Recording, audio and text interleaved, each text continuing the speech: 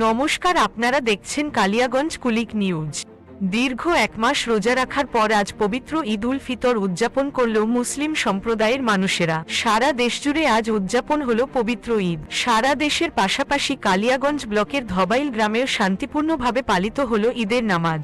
এই দিন প্রতি বছরের মতো এবছরেও ধবাইলের আপামর সাধারণ মানুষ ঈদের নামাজ পড়ার জন্য চুনিয়া ঈদগাহ মাঠে হাজির হন। এই দিন যাতে কোনো অপ্রীতিকর ঘটনা না ঘটে তার জন্য কালিয়াগঞ্জ থানার পক্ষ থেকে চারিদিকে কড়া নজরদারি চালানো হয় এবং প্রতিটি ঈদগাহ মাঠে একজন করে সিভিক ভলেন্টিয়ার নিযুক্ত করা হয়। এই দিন নামাজের শেষে সবাই একে অপরের সাথে ভ্রাতৃত্ব বিনিময় আদান প্রদান করেন। জরুর রিপোর্ট, কালিয়াগঞ্জ কুলিক নিউজ।